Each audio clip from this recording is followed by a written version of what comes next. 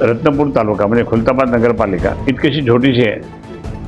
तिचं बजेट पण काही नसतं, पण एकेका मताला 30-30 हजार रुपये दिले. आमच्या शिवसेना उद्धव बाळासाहेब ठाकरे गटाची म्हणजे उद्धव साहेबांच्या नेतृत्वाखालील पक्षाची जबरदस्तपणे मांडणी चालली आहे, खूप जोरात चालली आहे. आणि तुम्हाला सांगतो की लोकांचा रिस्पॉन्स खूप चांगला आहे.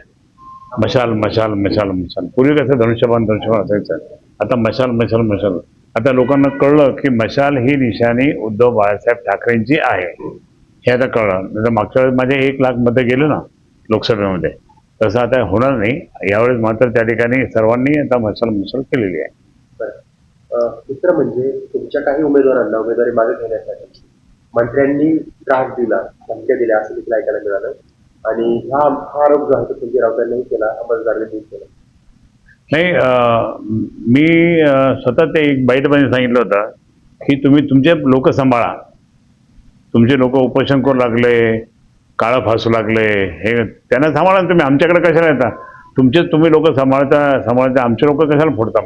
मी म्हणून त्या ठिकाणी भागवत कराडला सुद्धा बोललो होतो आणि बाकी शिंदे सेनेच्या काही लोकांनाही बोललो, म्हटलं बरोबर नाही आता, बस झालं. तुमचे लोक सांभाळा. तुमची दगडफेक होऊ राहिली, काय होऊ राहिली, कशाला? अजून काही व्हायचं असेल तर अजून तुम्हाला हे होईल, पण तुम्ही इथे डिस्टर्ब करू नका, तुम्ही तुमचं काम करा. दुसरं म्हणजे छत्रपती संभाजीनगरमध्ये काही महत्वाचे प्रश्न आहेत. पाण्याचा प्रश्न देखील गंभीर आहे. त्या निवडणुकीमध्ये सर्वाधिक जास्त गाजू शकतो का? नाही, गाजू शकतो. मी तर सांगितलं ना, मी पाण्याची योजना आणली होती सगळ्यात मोठी पब्लिक प्रायव्हेट पार्टनरशिप मधली. ह्याच भाजपवाल्यांनी आणि MIM वाल्यांनी ती बंद केली, होऊ दिली नाही. त्याच्यामुळे आज आपल्याला पाणी नाही. आणि आज ती योजना फक्त 792 कोटीची होती. आज ही योजना 2800 कोटीपर्यंत गेली. मग हे याच्यात 2800 कोटी रुपये इतकं जे नुकसान होतंय, पब्लिकचं नुकसान होतं ना, आणि मिळत नाही पाणी. हे फक्त त्याला जबाबदार हे लोक आहेत, आमचे विरोधक आहेत. आणि म्हणून मी या ठिकाणी सांगतो की आमची पाण्याची योजना झाली असेल तर आता पण लोकांना 3 वर्षापूर्वी पाणी मिळालं होतं. पण एनिवे पाण्याचं अजूनही त्यांचा पाण्याचा प्रॉब्लेम सॉल्व्ह होत नाही.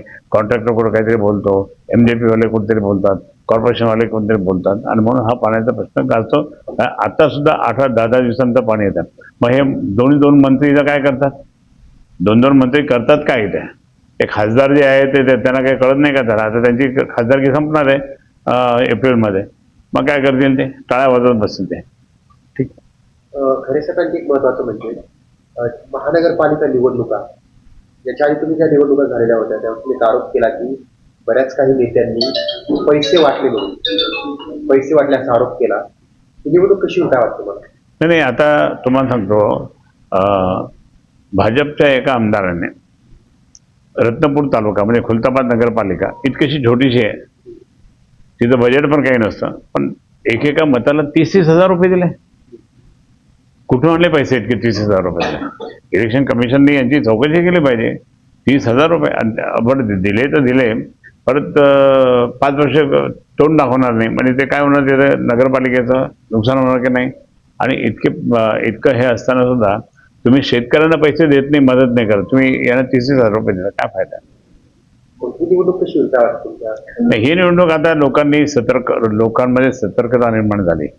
आता एकेका प्रभागमध्ये 10-10 लोक उभे, 15-15 लोक एक क मध्ये उभे, तर ते स्वतः लक्ष येतं, हा काय करतो, तो तिकडे काय करतो, हा कोणाकडे चालला.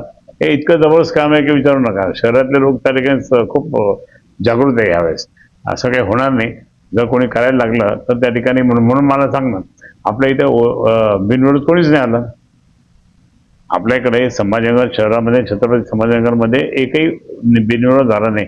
जे बाकीच्या ठिकठिकाणी आले ना, आपण 80 काहीतरी आले मानेल का? मग त्यांना मग लोकशाही कशाला म्हणतात? तुम्ही जा, समोर जा, तुम्हाला नाही तर नोटाला मारा मग त्याने लोकांनी. यांना कशाला द्यायचं मतदान? अशा पद्धतीने त्या ठिकाणी जे काही हे चाललं, इलेक्शन कमिशनने याची चौकशी करणार आहे ते, पण ती सखोल चौकशी केली पाहिजे की यांनी ह्या लोकांना पैसे देऊन खाली बसवायला लागलं, घरी बसा म्हणून सांगितलं, त्यांनी त्यांचे उमेदवार निवडून आणले. हे चुकीचं आहे.